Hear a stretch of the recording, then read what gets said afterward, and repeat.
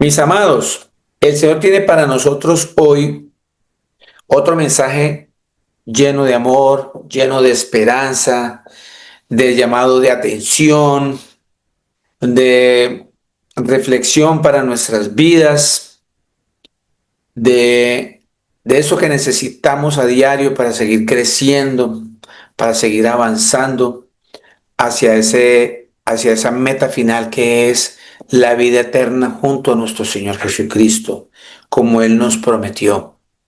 Él dijo que va a venir y Él viene.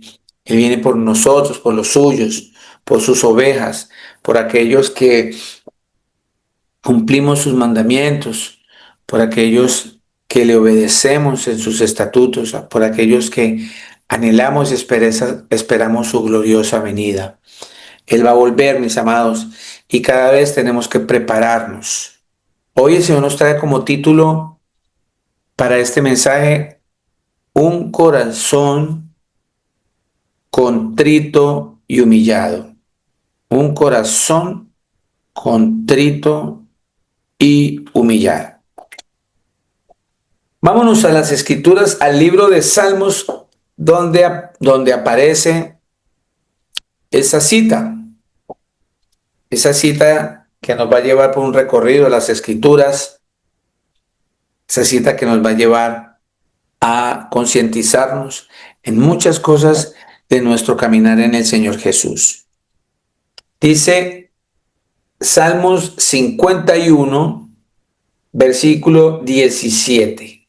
Los sacrificios de Dios son el espíritu quebrantado, al corazón contrito y humillado, no despreciarás tú, oh Dios. Vamos a leerlo desde el 15 para que entendamos un poquitico más. Salmo 51, 15, dice la escritura: Señor, abre mis labios y publicará mi boca tu alabanza, porque no quieres sacrificio que yo lo daría, no quieres holocaustos. Vea lo que está diciendo el Señor. Los sacrificios de Dios son el espíritu quebrantado. Al corazón contrito y humillado no despreciarás tú, oh Dios. Vea qué bonito empieza este mensaje diciéndonos que el Señor ya no quiere más sacrificios que yo haga, ¿cierto? Y ni quiere más holocaustos. Él no quiere más cosas que nosotros aparentemos. Él se acuerda que él allá, cuando la gente llegaba y eh, cometía un pecado, entonces hacía un acto de expiación, colocaba un animal en un altar, lo sacrificaba y esa sangre que derramabas se la presentaban al Señor como cambio, una expiación, para que el Señor recibiera ese sacrificio en forma de un arrepentimiento de esa persona para que el Señor le perdonara la afrenta. Pero resulta que, que la gente lo cogió de vicio, lo cogió como algo efímero, como algo que no trascendía mucho, como algo sin importancia y más que como convertirse en algo como un hobby o como, sí, algo sin importancia. Lo cogieron fue de deporte, como dicen por ahí vulgarmente en la calle, lo cogió fue de parche. Entonces, por eso es que hasta hoy día mucha gente peca, reza y empata y siguen lo mismo. Era un acto que no venía desde lo más profundo del ser, no había un arrepentimiento genuino. Por eso el Señor dijo, me cansé de sus holocaustos. ¿Dónde dice eso? Miremos, vamos a Isaías capítulo 1, versículo 11. Dice el Señor aquí, ¿para qué me sirve, dice el Señor, la multitud de vuestros sacrificios? Hastiado estoy de holocaustos de carneros y de cebo de animales gordos. No quiero sangre de bueyes, ni de oveja, ni de machos cabríos, dice el Señor. ¿Quién demanda esto de vuestras manos cuando venís a presentaros delante de mí para hollar mis atrios? No me traigáis más vana ofrenda, el incienso me es abominación.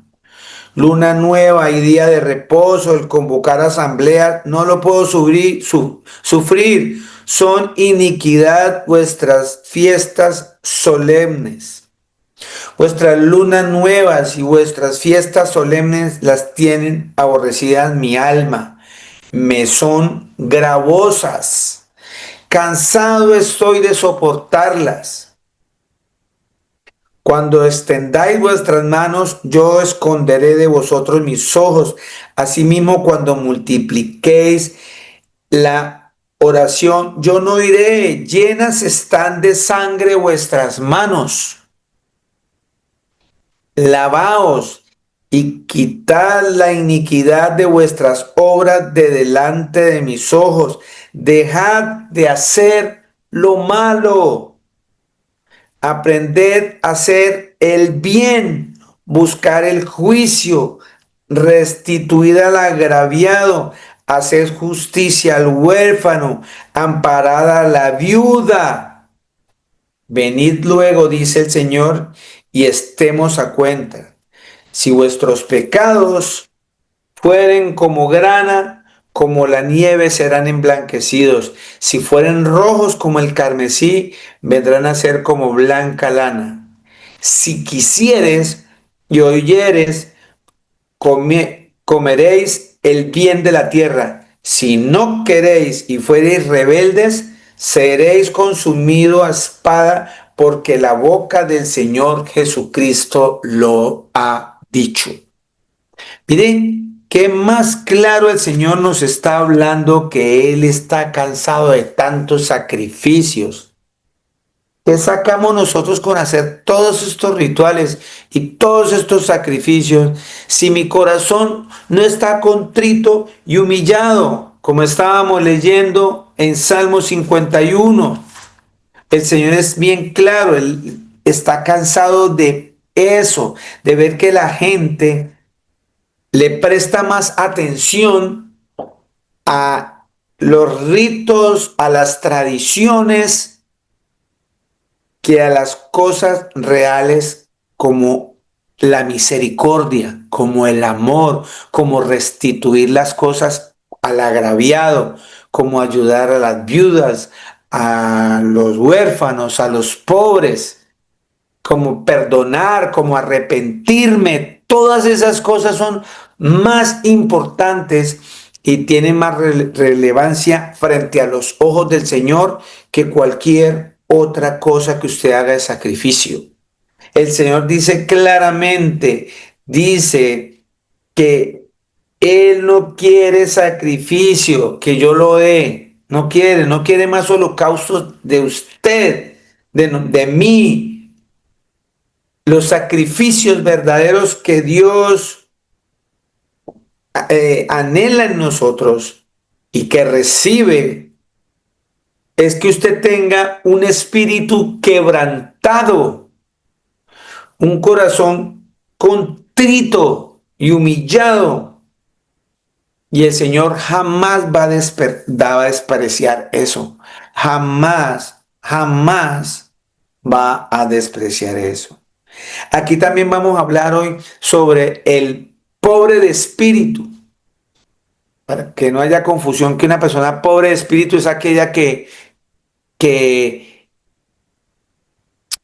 pensamos que es una persona que no tiene fe o que es una persona que no ama al Señor. Al contrario, una persona pobre de espíritu tiene que ver con una persona que es y que tiene un corazón contrito y humillado, que significa que esa persona reconoce la necesidad de Cristo en su vida, del Señor Jesucristo en su vida. Esa es una persona pobre de espíritu, como dice la escritura allá en las aventuranzas, bienaventuranzas. Está escrito.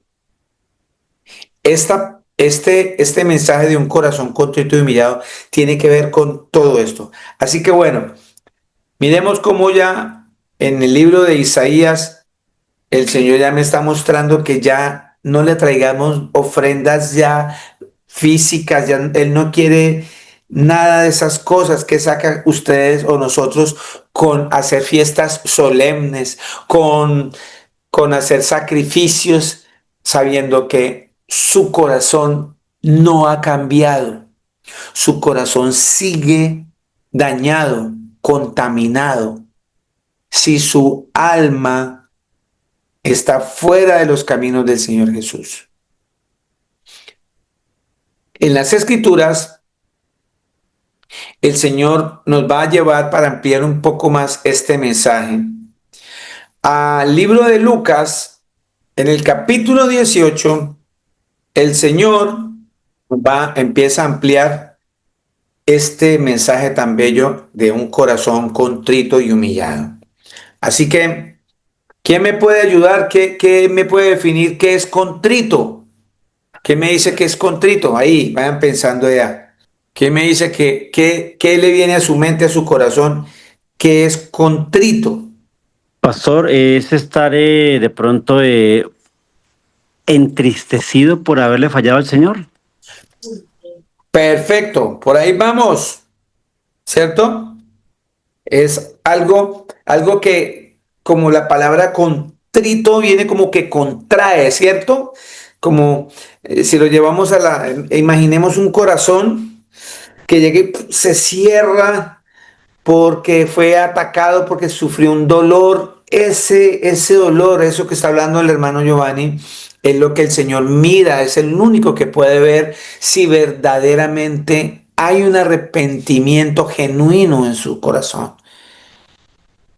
Más aún cuando el Señor ya me está alineando, diciendo que a Él no le importan las cosas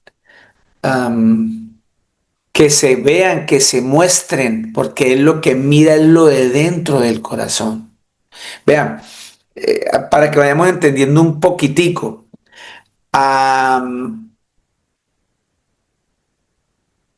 cuando el Señor mandó al profeta Samuel, si no estoy mal, a ungir entre los hijos de Elí al rey David, ¿cierto? El Señor nos muestra la escritura que Él no mira eh, lo que está afuera, porque resulta que cuando el Señor mandó al profeta a ungir a uno de los hijos de Elí para ser el nuevo rey que iba a reemplazar al rey Saúl, Él le presenta a todos sus hijos. Y tan pronto el profeta vio a uno alto, mono, de ojos verdes, bien parecido, bien fortachón, dijo el profeta, ese es el rey. Y el Señor dijo, no, ese no es, yo lo desecho, porque el Señor no mira la apariencia de afuera de una persona, sino lo que tiene dentro de su corazón.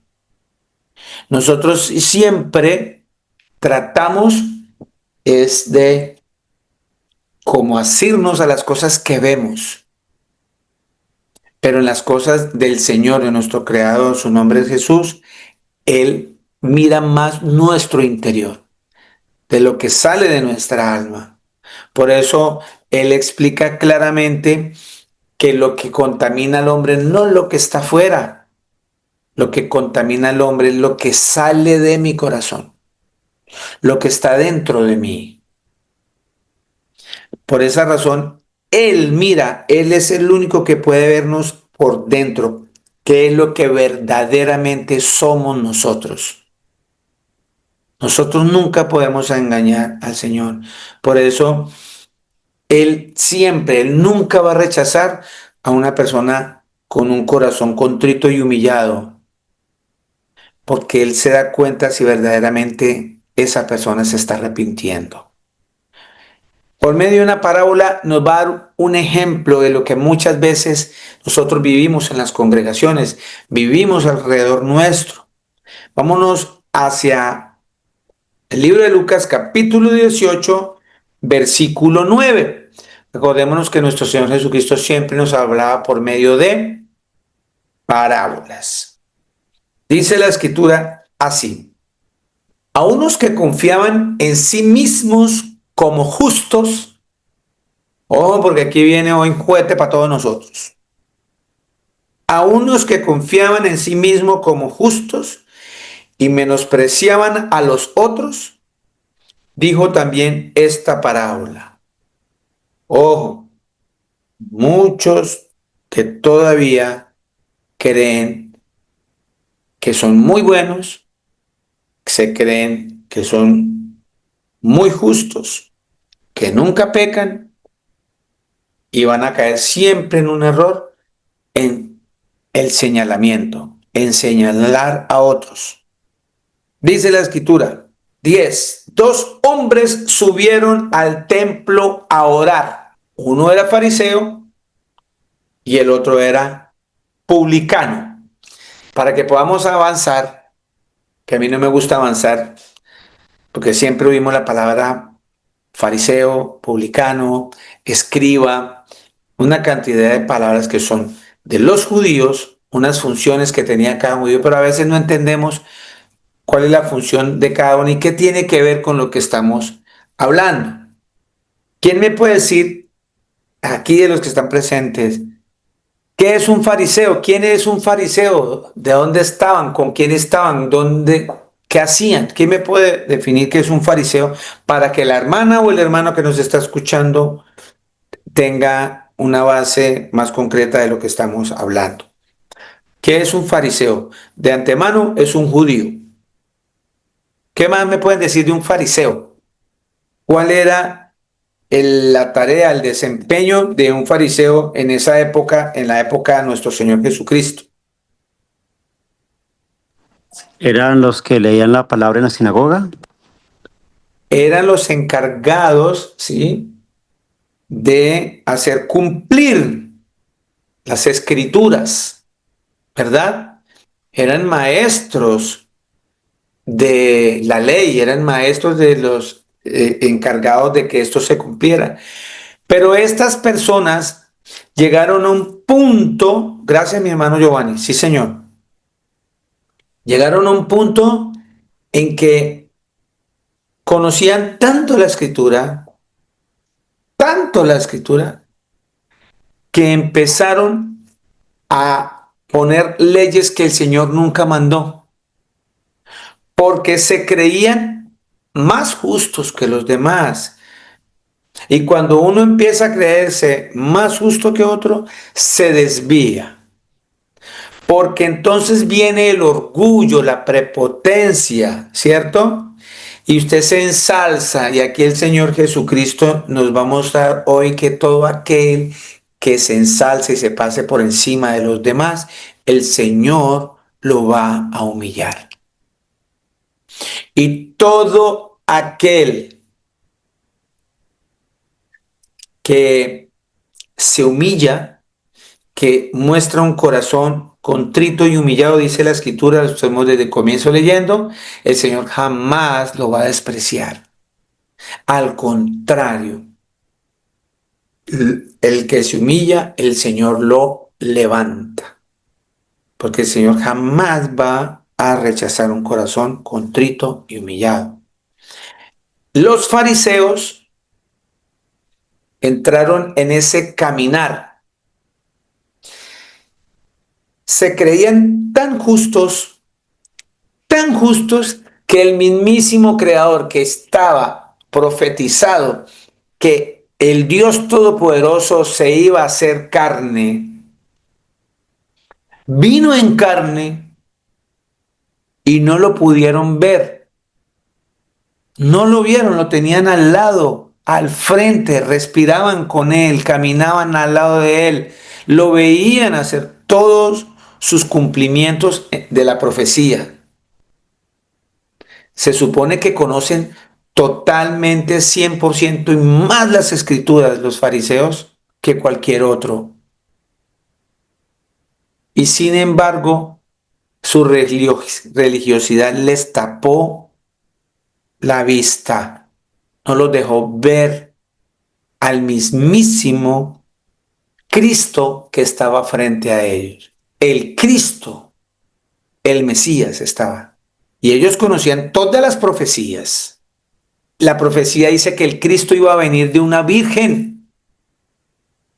Y ellos supieron que él vino de una virgen. Su nombre era María de Nazaret. Todo lo que el Señor Jesús hizo estaba escrito. Todo. Y ellos sabían eso. Pero como se creían tan justos, tan buenos, tan limpios, tan puros, y empezaron a hacer leyes que el Señor no mandó, pues cuando vino el Creador, el Señor los rechaza. Por eso dijo, a los suyos vino y los suyos no le recibieron. Libro Juan capítulo 1, 12 al 14 dice eso. A los suyos vino y los suyos no lo recibieron. Esos son fariseos. Y el otro era un publicano. Estos dos personajes fueron al templo, subieron al templo de Jerusalén a orar. Uno era fariseo y el otro era publicano. ¿Quién era el publicano? También era un judío, pero ¿cuál era su actividad? ¿Qué era lo que hacía un publicano? ¿Quién me puede ayudar? Trabajaban para el imperio invasor que eran los romanos y recolectaban impuestos. Muy bien, mi hermano Giovanito. Trabajaban, eran judíos que se vendieron al imperio romano y eran los cobradores de impuestos, los que manejaban el presupuesto, el dinero de en ese tiempo. Y la escritura es bien clara. Nuestro Señor Jesucristo dice en 1 Timoteo 6:10 que dice que raíz de todos los males es el amor al dinero. Raíz de todos los males es el amor al dinero. Esta gente manejando mucho dinero, estos publicanos los relacionan más con el pecado porque tenían la tendencia de robar, de extorsionar a las personas con fines lucrativos. Por eso cuando el Señor se encuentra con Zaqueo, y Zaqueo sabía que era el Señor, se subió en un árbol. ¿Se acuerda que hablan de un árbol sicomoro para llamar la atención del Señor Jesús? Y fue cuando el Señor llamó a Zaqueo, que era un publicano, y entró a la casa de él y se sentó a cenar con Zaqueo. Y Zaqueo, dentro de su conversión, le devolvió el doble de lo que le había quitado a algunas personas. Entonces, es una historia que ahora vamos para allá. Entonces, el publicano es una persona que tenía esa característica. Eran los contadores públicos los que manejaban el dinero, eran agiotistas, eran los chepitos que nosotros conocemos y tenían muchas maneras muy ortodoxas de poderle sacar el dinero a la gente. Así que no eran personas gratas, eran personas muy pecadoras, los publicanos. Entonces ya nos ubicamos. El templo en Jerusalén subieron dos hombres a orar. Mire cómo el Señor nos plantea aquí quién tiene un corazón contrito y humillado y quién no. El fariseo, 11, Lucas 18:11, puesto en pie, allá en la sinagoga, oraba consigo mismo de esta manera, con él mismo, o sea, eran demasiado prepotentes. Dios, te doy gracias porque no soy como los otros hombres, ladrones, injustos, adúlteros, ni aun como este publicano. El hombre publicano ahí tranquilo, callado, no estaba haciéndole nada. Y es ahí cuando muchos de nosotros, y todavía lo vemos en las congregaciones, personas que porque llevan mucho tiempo en la congregación, personas que porque llevan leyendo mucho tiempo las escrituras, les da derecho a venir a señalar a otros en la congregación, hacerlos sentir mal, hacerlos sufrir, a humillarlos delante de los otros. Muchas veces nosotros nos comportamos como esos hipócritas fariseos, como el Señor lo va ahorita a mencionar.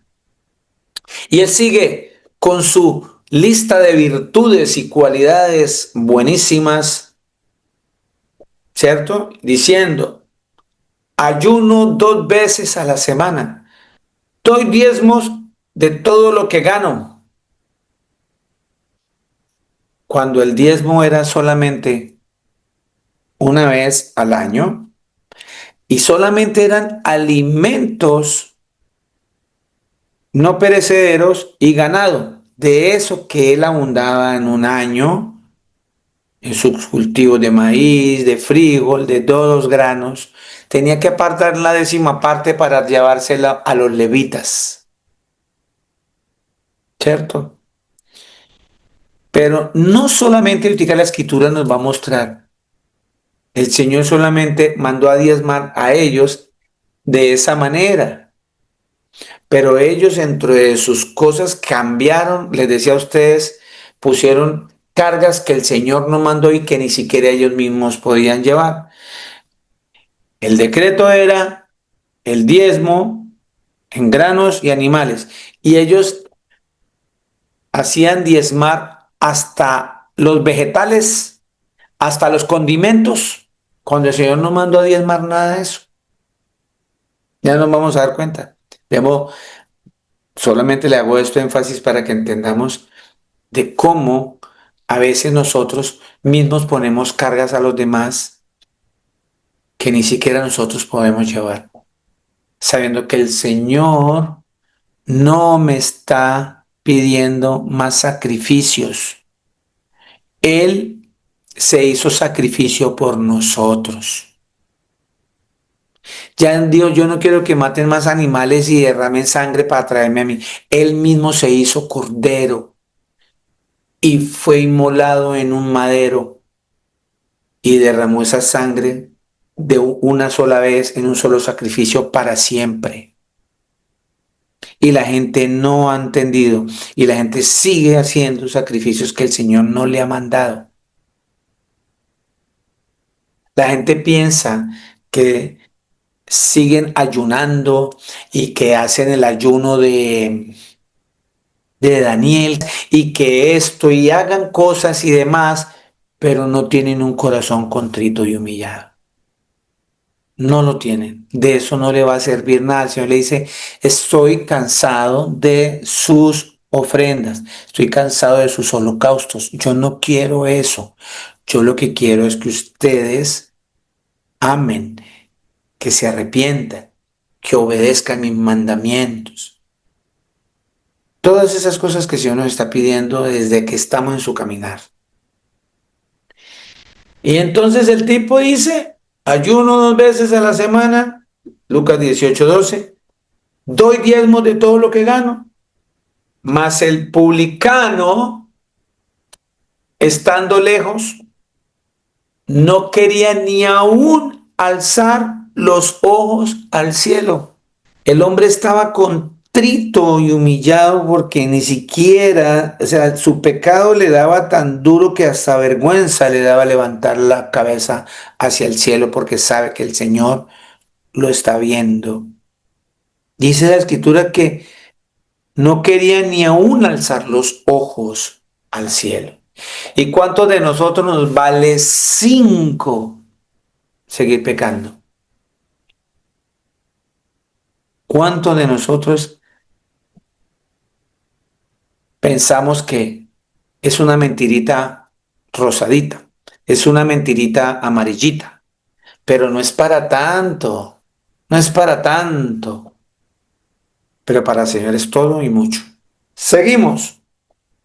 Mas el publicano, estando lejos, no quería ni aún alzar los ojos al cielo, sino que se golpeaba en el pecho, diciendo, Dios, sé propicio a mí, pecador. Estaba confesando que él es un pecador. Y una de las pruebas más grandes de un corazón contrito y humillado es reconocer que peca. Es reconocer que es un pecado, porque en el mismo momento en que usted reconozca que es pecador, automáticamente está diciendo a gritos, necesito de ti, Señor Jesús, porque es la única manera de que yo pueda salir del pecado. Es de la mano del Señor Jesús, porque su escritura dice que separados de Él, nada podemos hacer. Entonces la escritura me dice, el que diga que no es pecador, ¿cierto? El que diga que no tiene pecado es un mentiroso. Tengan un dedito ahí en Lucas 18 porque no hemos terminado ahí. Y alguien me lea, por favor, Primera de Juan 1:8, 1:8 al 10. Amén, pastor. Mafecita. Sí, señor. Bueno, dice la palabra. Si decimos que no tenemos pecado, nos engañamos a nosotros mismos y la verdad no está en nosotros. Si confesamos nuestros pecados, Él es fiel y justo para perdonar nuestros pecados y limpiarnos de toda maldad. Si decimos que no hemos pecado, le hacemos a Él mentiroso y su palabra no está en nosotros. Amén. Amén. ¿Qué tal? ¿Cómo vamos ahí? ¿Cómo nos está quedando el ojo con esto? Imagínense esto. Volvemos allá a las escrituras en Lucas, donde aparece un personaje, estos dos personajes. El uno mostrando que el Señor es un mentiroso, porque está diciendo, yo soy muy perfecto, yo soy muy justo, yo no soy ladrón, yo no soy injusto, yo no soy adúltero, como otros, como los demás. Yo ayuno 2 veces a la semana, doy diezmos de todo lo que gano. Ahí él está mostrando de que él no es pecador. Está mostrando que no tiene un corazón contrito y humillado. Está diciendo que no tiene pecado. Se está engañando a él mismo. Y la verdad no está en él. ¿Y quién es la verdad? Cristo. Cristo no está en una persona cuando actúa de esa manera. Pero, ¿cómo sabemos que Cristo está morando en mí? ¿Cómo sabemos que el Señor Jesucristo me llama? Cuando confesamos, tenemos la capacidad de confesar nuestros pecados, como dice la Escritura. Y el Señor es fiel y justo para perdonar nuestros pecados. Y es ahí donde se hace efectiva esa sangre que Él derramó. Esa sangre que Él virtió por usted y por mí no va a ser perdida, porque es ahí donde esa sangre tiene el poder para limpiarte. Solo para eso sirve la sangre que derramó el Cordero en ese madero. Solo para eso, para limpiarte ese pecado que tú confesas, ese pecado del que tú te arrepientes, ese pecado que no te da ni siquiera alzar los ojos al cielo de la vergüenza que te da con el Señor Jesús. Él nos limpia de toda maldad. No tengamos duda de eso. Si decimos que no hemos pecado, entonces le estamos haciendo mentiroso al Señor y su palabra no está en nosotros. Qué curioso. Un fariseo que es el encargado de velar por la fe de las personas por medio de las escrituras, hacer cumplir las escrituras, no tiene al Señor en su corazón, ¿cierto? Porque dice la escritura que la palabra del Señor no está en ellos. Bien paradójico eso. Y acá dice el Señor y nos lo aclara en Lucas 18:14. Seguimos en esta parábola de estos dos hombres que estaban en el templo orando. Mire el dictamen del Señor Jesús con base a un corazón contrito y humillado. Os digo que éste descendió a su casa hablando del publicano, que dijo que se daba golpe en su pecho y decía: Señor, sé propicio a mí. Os digo que éste descendió a su casa justificado antes que el otro. ¿Por qué? Dice el Señor. Porque cualquiera que se enaltece, una persona que se enaltece, no tiene un corazón contrito. Una persona que se enaltece cree que está haciéndolo bien y que no peca.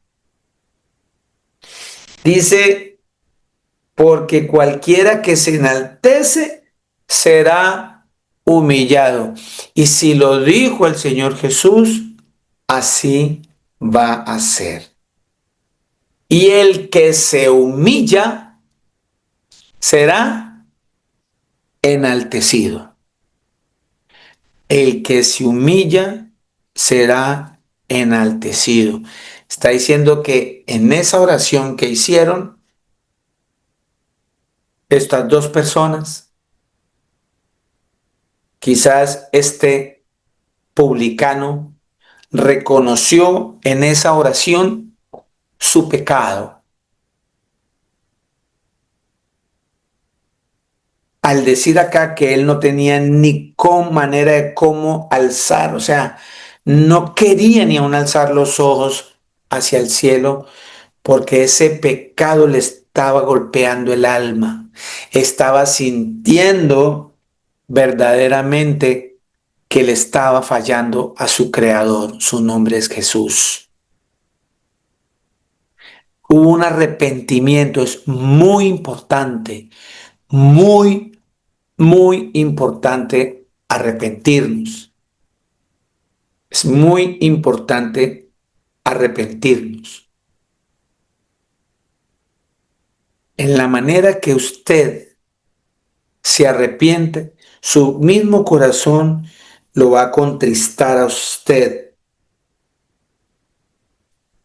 para que usted tenga la capacidad de doblar sus rodillas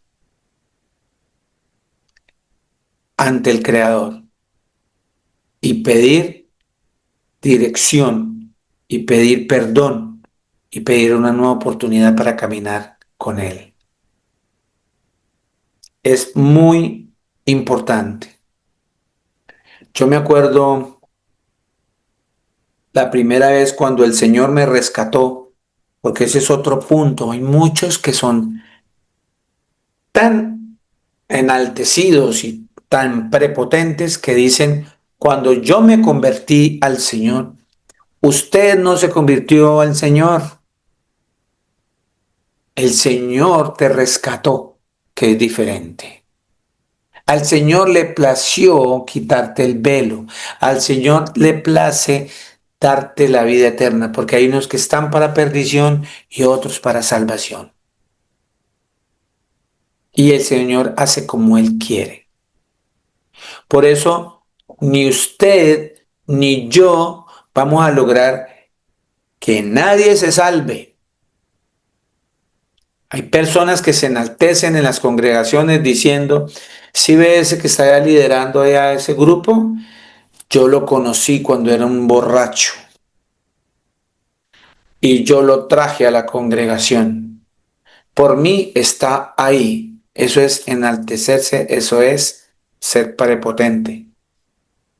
Porque a esa persona que el Señor puso a usted que la trajera, fue el Señor que lo transformó. Usted no, ni yo. Nosotros no tenemos la potestad de hacer cambiar a nadie. Pero el Señor sí nos usa para que nosotros seamos un puente para que otro cambie. Pero no por eso tenemos que quitarle la honra y la gloria al Señor. La palabra nos enseña de qué debemos gloriarnos nosotros. Y no supuestamente de todo eso que nosotros nos estamos gloriando. Amén. Dice la escritura, venga, le muestro donde dice en lo que nosotros debemos gloriarnos. Jeremías 9:24. ¿Quién me lee Jeremías 9:24? En eso es que nosotros debemos gloriarnos. No en que es que por mí esa persona, es que si no fuera por mí, es que cuando yo encontré al Señor, cuando yo busqué del Señor, no, mi hermana ni mi hermano, es una manera de hablar muy equívoca. Jeremías 9:24 me enseña en lo que verdaderamente yo debo gloriarme. ¿Quién me puede leer Jeremías 9:24? Yo leo, Amén. pastor. Gracias, suegrita. Ahorita después leen el cito en otra cita. Gracias, Glorita. La palabra del Señor dice así en Jeremías 9:24. Mas alábese en esto el que se hubiere de alabar, en entenderme y conocerme, que yo soy el Señor Jesús, que hago misericordia, juicio y justicia en la tierra. Porque Amén. estas Sí. cosas quiero, dice el Señor. Punto. Amén. Amén. En eso es lo que usted y yo debemos gloriarnos. ¿En qué? Gloríese en esto. En alabarlo. Entiende al Señor, que lo conoce, en alabarlo a Él. ¿Sí? Él es el que tiene misericordia de nosotros. En esas cosas, en el derecho, en la justicia, en esas cosas debemos gloriarnos en el Señor. ¿En qué me debo gloriar yo? En entender y conocer a mi Creador. En eso es lo que me debo gloriar, para no caer en ese lazo tan fuerte de enaltecerme y que lo que hace es apartarme del verdadero camino, apartarme de la senda que me lleva hacia la meta final, que es la vida eterna, junto con nuestro Señor y Creador, el Señor Jesús. En eso debemos nosotros alabarnos. Entonces la Escritura me está mostrando claramente que debemos tener también cuidado en la manera que nosotros oramos. Oramos. Siempre cuando oremos siempre pidiendo restitución al agraviado, pidiéndole que nosotros podamos, que la otra persona, mostramos nuestra misericordia cuando oramos por nuestros enemigos, por los que nos atacan, por los que hablan mal de nosotros. Tener dolor, amor por esos actos tan malos o pensamientos que tiene la gente hacia nosotros. Eso es un corazón contrito y humillado. Y un corazón que jamás el Señor va a rechazar. Mire, en el libro de Mateo 23, pero déjeme lo que antes que vayamos allá, yo quiero que entendamos algo que dijo el, el publicano. Él dijo, Señor, sé propicio a mí. Hay muchos sinónimos que puedo usar para la palabra propicio para que podamos entender. Uno de esos es benévolo, otro es misericordioso, otro es compasivo, otro es favorable. Entonces, aquí el publicano le estaba diciendo al Señor, Señor, sé benévolo conmigo, que yo soy un pecador. Señor Jesucristo, tenga misericordia de mí porque soy pecador. Señor Jesucristo, sea compasivo conmigo porque soy pecador. Señor Jesús, favoréceme a mí porque yo soy pecador. Ayúdame. Porque tenemos que tener en cuenta claramente lo que dice en el libro de Juan 15. Mi hermano Nelson me puede leer, Nelson Cárdenas me puede leer Juan 15, 5. Amén, pastor. Dice la sagrada palabra así, Juan 15:5. Yo soy la vid, vosotros los pámpanos. El que permanece en mí y yo en él, éste lleva mucho fruto, porque separados de mí nada podéis hacer. Punto. Señor Jesús nos pone y nos centra claramente. Sin Él nada podemos hacer. Sin Él nada podemos hacer. Así que ese propicio, cuando yo reconozco, Señor, sea propicio a mí, está diciendo, aquel publicano no estaba ni siquiera pidiendo bendiciones materiales, ¿sí? Sino solamente pidiendo misericordia. Él no estaba pidiendo cosas para sus deleites, ¿cierto? Estaba procurando la gracia del Señor, que es ese regalo que quizás aquel publicano se dio cuenta que él no merecía, como ni usted ni yo merecemos, porque la Escritura dice que lo que merecemos nosotros es la muerte, y sin embargo el Señor, por medio de su gracia, viene hacia nosotros y se nos presenta en carne, se sacrifica por usted y por mí, por sencillamente gracia, por amor a usted y a mí, y nosotros lo rechazamos de esta manera, siendo altivos, siendo enaltecidos, en vez de ubicarnos siempre como este publicano de ejemplo que nos coloca el Señor, para que seamos más humildes, para que reconozcamos en que estamos fallando para salir de ahí, cambiar de una vez por todas. Porque esa prepotencia, ese enaltecimiento de nosotros en cualquier momento el Señor nos va a coger y es algo fuerte. Así que es mejor estar siempre con un corazón contrito y humillado frente a nuestro Señor Jesús para que sea el mismo quien nos levante. En el libro de Mateo 23:12, en el libro de Mateo 23:12, dice la Escritura. Vamos a leer aquí parte de este capítulo, una muy buena parte de este capítulo, que me va a ampliar un poquitico a estos personajes fariseos para aclarar lo que el Señor nos hizo, nos llevó a leer en la parábola del fariseo y el publicano, para que podamos entender un poquitico ese comportamiento fariseico, ese comportamiento que quizás algunos de nosotros estamos teniendo y no nos estamos dando cuenta. Cuando menos pensamos, estamos comportándonos como esas personas y el Señor no le agrada. Vamos a mirar acá en este momento en el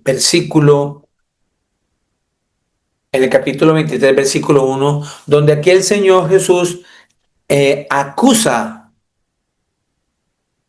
a escribas y fariseos. Aquí ya me nombra a otro grupo selecto de judíos, porque tanto los publicanos como los fariseos son judíos. Y ahora aparece otro oficio que se suma a toda esta hipocresía. Los escribas eran los encargados de, como los notarios, como llevar todas las cosas escritas de la ley, de los gobiernos, llevar la responsabilidad de la parte histórica de todas las cosas, escribir todo en un tiempo real. Los escribas eran personas muy preparadas, ¿cierto? Pero que junto con todas estas personas, tanto escribas, fariseos y publicanos y seducios y una cantidad de disciplinas que tenían estos judíos, que la característica principal era que se llenaban de ritos y se llenaban de leyes que ellos mismos no podían ni siquiera llevar. Y lo que hacían era pisotear a los demás. La escritura me dice, Señor, que ni siquiera ni entraban ni dejaban entrar al templo. Dice aquí Mateo capítulo 23, versículo 1. Vamos a leerlo y dice así. Entonces habló Jesús a la gente y a sus discípulos diciendo, en la cátedra de Moisés se sientan los escribas y los fariseos. ¿Qué significa se sientan? O sea, se la saben todas, no necesito que nadie me enseñe, no necesito que, como me dijo una vez un predicador, que en paz descanse. ¿Qué me viene a decir usted a hablarme a mí de las escrituras si yo llevo 35, 40 años en el evangelio y usted es un pobre principiante? Ahora pues, los pájaros disparándole a las escopetas. Eso es sentarse en la cátedra. Y eso no es tener un corazón contrito y humillado. Eso es estar enaltecido. Y la escritura dice que los que se enaltecen, el Señor los va a humillar. Todavía somos así. Hay personas todavía en las congregaciones que no pierden ninguna, todas se la saben, todas de la A a la Z. A mí nadie me viene a enseñar, ¿usted qué me viene a enseñar a mí? Y sobre todo, los que somos predicadores. Muchos de los que estamos predicando la palabra del Señor, viene alguien de la congregación y nos dice, pastor, es que mire que usted dijo esto, pero eso está mal. ¿Usted qué me viene a enseñar? Y empezamos a darle vueltas a justificar para que no dejar ver que me equivoqué. Como tan sencillo es, Señor, soy pecador, cometí una falla, cometí una falta, discúlpenme mis hermanos, yo dije esto, pero la escritura dice esto. Preferimos pasar por groseros, por altivos, que antes de arrepentirnos de lo que hicimos mal. Y muchos en las congregaciones hacemos eso. Personas que llevan 5, 6, 7 años congregándose, manejan algunos citas bíblicas y se desenvuelven y ya miran por el hombro a la hermana, ya miran por el hombro al hermano. Hasta nos burlamos de las personas porque nos sentamos en la cátedra, nos sentamos en lo que sabemos. 2, 3. Así que todo lo que os digan que guardéis, guardadlo y hacedlo, mas no hagáis conforme a sus obras, porque dicen y no hacen. Porque atan cargas pesadas y difíciles de llevar y las ponen sobre los hombros de los hombres, pero ellos ni con un dedo quieren moverlas.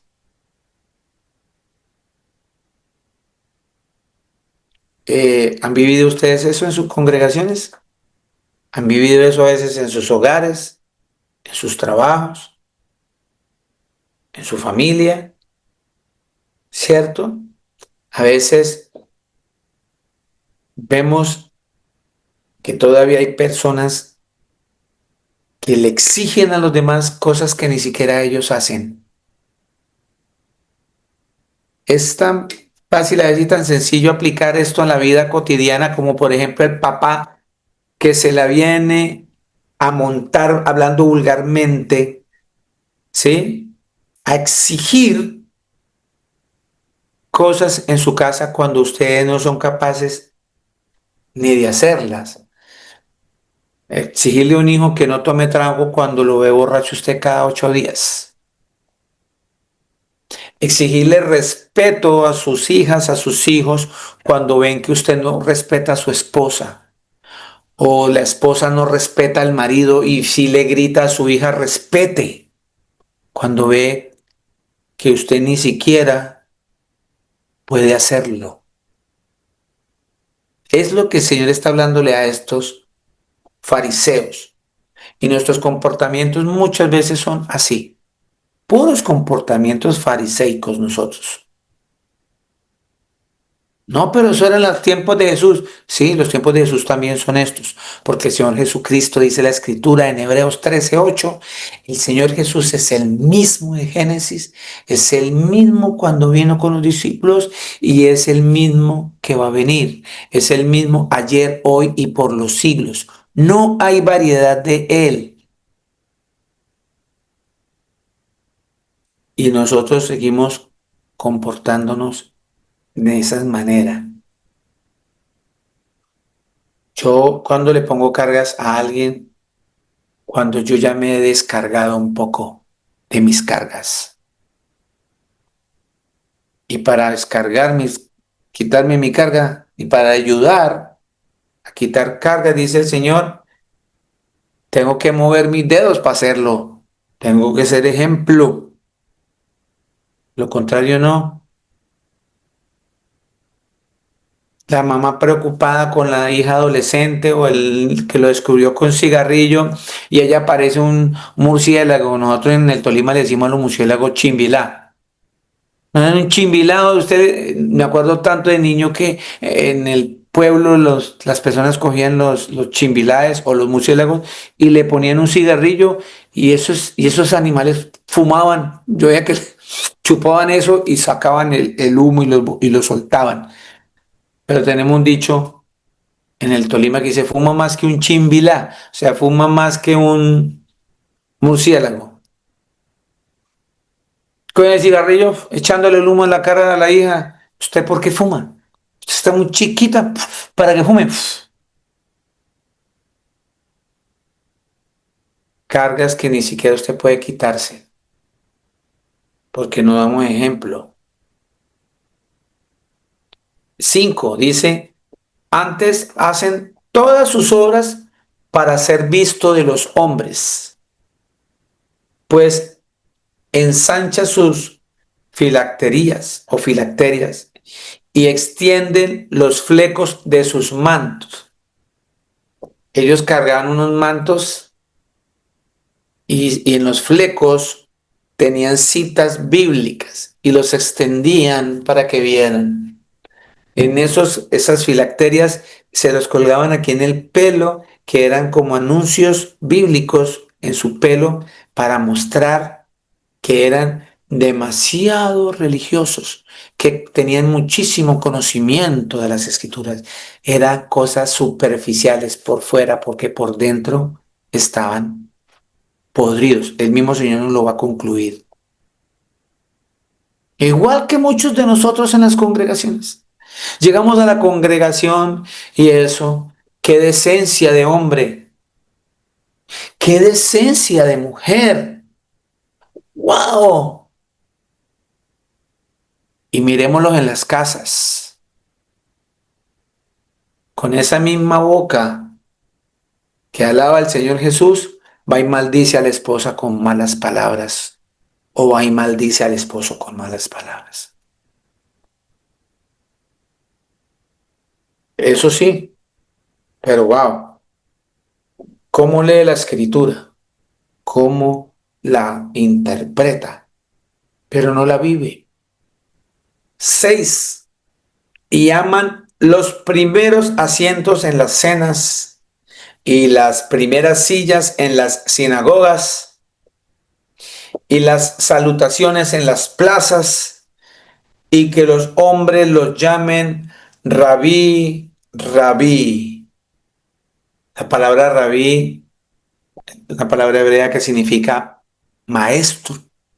Les encanta que le digan maestro. Sí, maestro. 8. Pero vosotros no queráis que os llamen rabí, porque uno es vuestro maestro. Uno es nuestro maestro, nuestro verdadero maestro. Dice, la escritura es el Cristo. Y volvemos a esa prédica, ¿quién era el Cristo? Cuando yo no entiendo quién es el Cristo, me es más difícil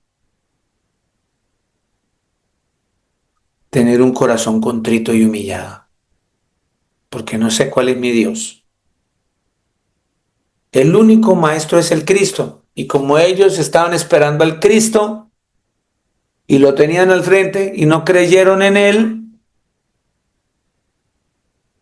pues lo mataron, lo humillaron, no lo recibieron, no lo escucharon.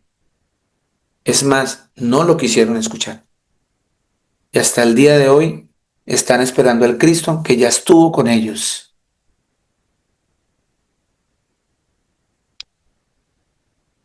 Y todos vosotros sois hermanos.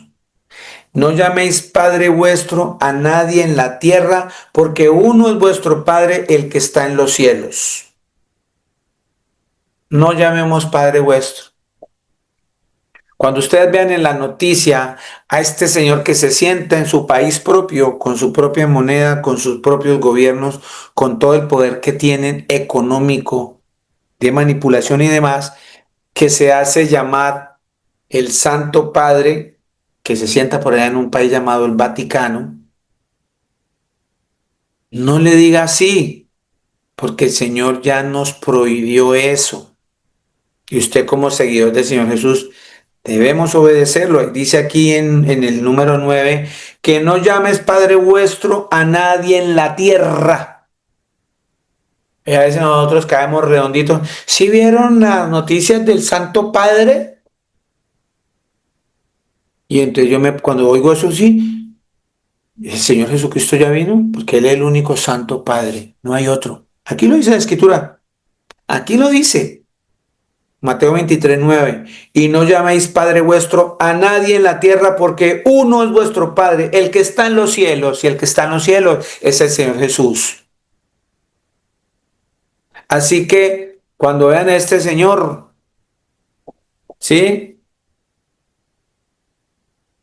Llámenlo por el nombre que le dieron, Pepito, Juanito, pero no le digan Santo Padre, porque ni es Padre ni es Santo. Amén. 10. Ni seáis llamados maestros, porque uno es vuestro maestro, el Cristo. Es importante esa palabra, el Cristo. Esa palabra me da revelación y no me tiene que caber duda de que cuando la palabra Cristo está en las escrituras es porque está hablando del único Dios, el todopoderoso, el omnipotente que se hizo carne. Su nombre es Jesús. Por eso al Señor Jesús le dicen Jesucristo. Jesús el Cristo. Jesucristo. Haciendo énfasis que Jesús es el Padre eterno que se hizo carne. Quien no entienda eso, le queda más difícil tener un corazón contrito y humillado. Pero cuando ya tú conoces, reconoces quién es tu Dios, lo conceptualizas, es más fácil que tú quieras estar al lado de Él, te avergüenzas porque ya lo conoces.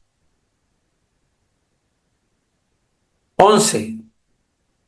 Aquí importante, vuelve, Señor nos lo recalca, el que es mayor de vosotros sea vuestro siervo.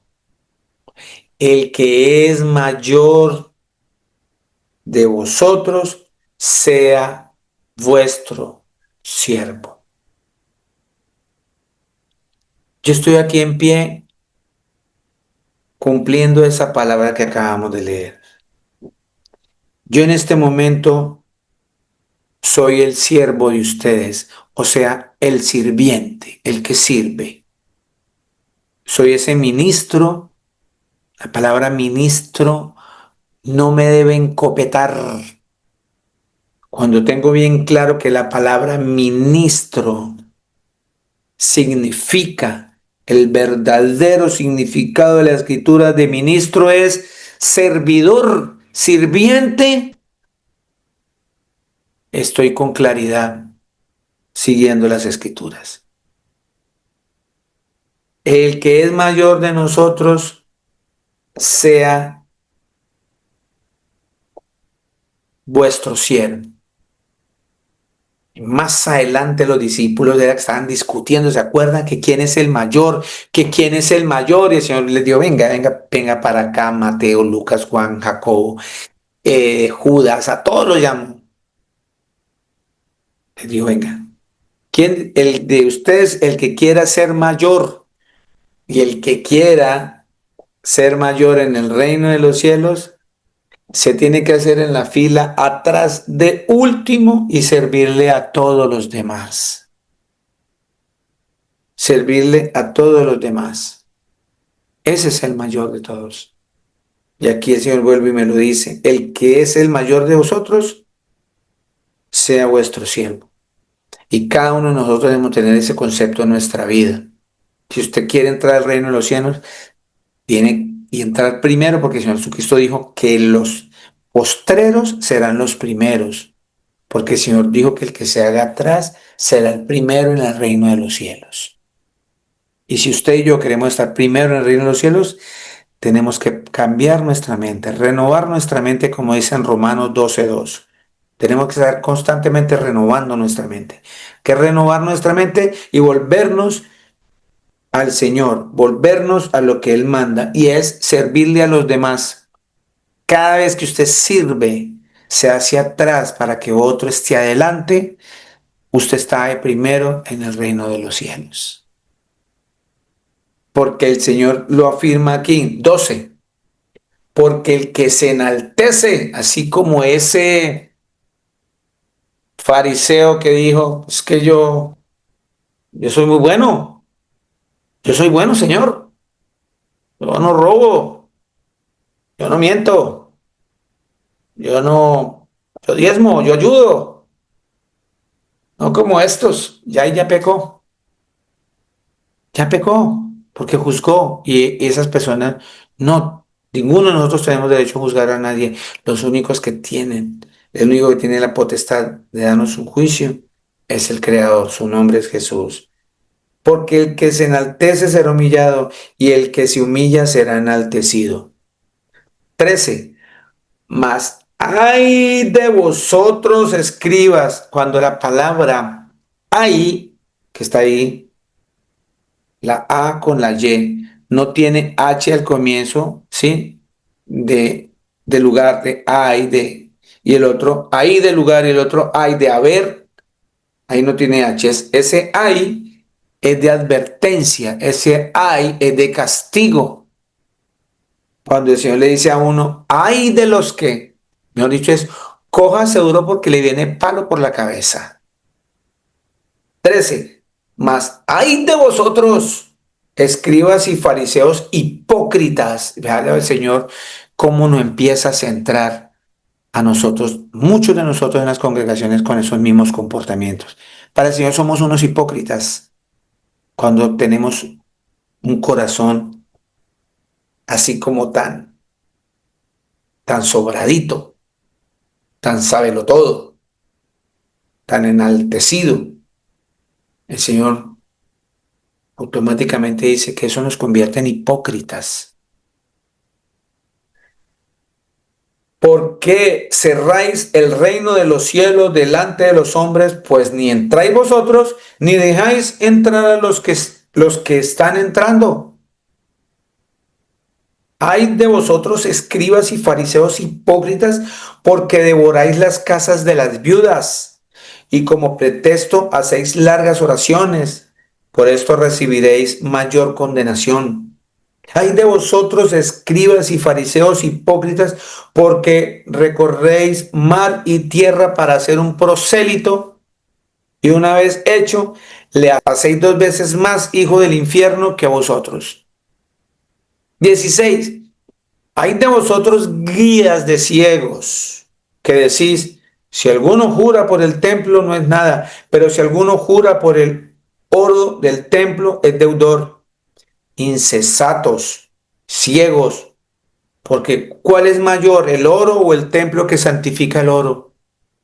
También decís, si alguno jura por el altar no es nada, pero si alguno jura por la ofrenda que está sobre el altar es deudor. Necio y ciego, porque ¿cuál es mayor, la ofrenda o el altar que santifica la ofrenda? Pues el que jura por el altar, jura por él y por todo lo que está sobre él. Y el que jura por el templo, jura por él y por el que lo habita. Y el que jura por el cielo, jura por el trono de Dios y por aquel que está sentado en él. Y mire aquí, ay de vosotros, escribas y fariseos hipócritas, porque diezmáis la menta y en el eldo y el comino. El Señor nunca mandó que ellos diezmaran esas cosas. Si ustedes van a Levítico, se dan cuenta que lo que les mandó el Señor a diezmar a estos judíos era granos, alimentos no perecederos, granos y ganado. Pero estos, es ahí donde les digo a ustedes que ellos colocaban leyes y normas que el Señor no mandó para aparentar que son más que los demás. Por eso les dice aquí en el 23, hay de vosotros escribas y fariseos hipócritas porque diezman la menta. Imagínense, diezmaban la hierbabuena que está ahí que nace ahí silvestremente en el monte. Diezmaban eso. Y el Señor nunca mandó eso. Y el eneldo es una hierba. Es una hierba que sirve como remedio, como analgésico. Eso es un eneldo. Cuando el Señor dijo que había que diezmar las matas. Y dice, y el comino, cuando el Señor dijo que las especias también tenían que diezmarse. Entonces, sacar el diezmo de la salsina, del color, del comino, de la pimienta, eso no está. Y así hay muchas leyes y normas que la gente pone en los demás como si al Señor le agradará eso. Por eso ya leímos allá en el libro de Isaías que el Señor se cansó de todo eso, que Él no quiere más eso, que Él quiere que su corazón sea contrito y humillado, que se arrepienta del pecado. Y vuelve, insisto, en lo mismo. Dejemos tanta ritualidad que eso no me está llevando a nada. Dejen de estar siguiendo, de cumplir malos ritos, que tener un corazón contrito y humillado, que es lo que el Señor nos está mandando. Lo que leímos en Salmo 51, 17, lo que leímos en Jeremías 9, lo que leímos en Isaías, lo que hemos estado leyendo. Es un corazón que está arrepentido del pecado frente al Creador. Su nombre es Jesús. Dice, y dejáis lo más importante de la ley. Lo más importante de todo eso de la ley es hacer la justicia, la misericordia y la fe. Vea, ahí está clarito. Es lo más importante, que esto es necesario hacer sin dejar de hacer aquello. Guías ciegos que coláis el mosquito y tragáis el camello. Hay de vosotros, escribas y fariseos hipócritas, porque limpiáis lo de afuera del vaso y del plato, pero por dentro están llenos de robo y de injusticia. Fariseo ciego, limpia primero lo de adentro del vaso y del plato para que también lo de afuera sea limpio. O sea, limpie primero su corazón. Límpiese así como hizo el publicano, Señor. Limpió el corazón al decir, Señor, sé propicio a mí, que yo soy un pecador, ayúdame, ten misericordia de mí, yo separado de ti no puedo hacer nada. Eso es lo que está diciendo el Señor, no que usted se muestre entre los demás una cosa que no es. 27. Hay de vosotros, escribas y fariseos hipócritas, porque sois semejantes a los sepulcros blanqueados, que por fuera la verdad se muestran hermosos, mas por dentro están llenos de huesos de muertos y de toda inmundicia. Más adelante se dice, está lleno de gusanos. Y muchos de nosotros estamos llenos de mucha maldad, de mucho pecado. Pero no, llegamos a las congregaciones y nos sentamos y hablamos bonito, y ayudamos y mostramos que somos muy caritativos, que somos, y llegamos a la casa y no movemos ni un dedo. Maltratamos, gritamos, maldecimos unos con otros en casa con palabras ofensivas. Y nos comportamos como sepulcros. Por fuera limpiecitos, les ponen florecitas y letreritos o sepulcros. Y usted lo abre y por dentro está lleno de podredumbre y de muerto y de gusanos. El Señor nos está haciendo una reflexión grandísima, que dejemos de ser hipócritas y que cambiemos ese corazón por un corazón contrito y humillado para que el Señor nos reciba. Porque Él no quiere de nosotros otra cosa que esa. Que seamos justos, que seamos misericordiosos y que tengamos fe en Él. 28. Así también vosotros por fuera a la verdad os mostráis justos a los hombres, pero por dentro estáis llenos de hipocresía e iniquidad, o sea, y de pecado. Mis amados, el Señor Jesucristo, el Todopoderoso, nuestro gran Dios y Salvador, nuestro hermoso Padre Celestial, los bendiga. Dentro de 8 días, si es su santa voluntad, nos vamos a ver por estos lugares. Por favor, invite a una amiga, invite a un amigo, invite a una persona, predique la palabra del Señor e invítelo para que pueda escuchar estos mensajes de salvación. No se les olvide que tenemos las prédicas en nuestra página de YouTube. Lo pueden encontrar, ustedes entran a YouTube y colocan Casa de Oración Torrefuerte, Dubái. Ahí encuentran las prédicas que mi esposo diligentemente, con amor y con respeto por ustedes, edita para que ustedes tengan más acercamiento a las escrituras. También pueden sintonizar nuestra emisora www.casadoraciontorrefuerte.com. Ahí ustedes escuchan música cristiana 24/7. Así que, y también pueden encontrar las prédicas allí en www.casadoraciontorrefuerte.com. Amén. Los amo mucho, mis amados. El Señor Jesucristo me los bendiga. Los esperamos dentro de 8 días a las 6 en punto por este mismo medio. Muchas bendiciones para todos.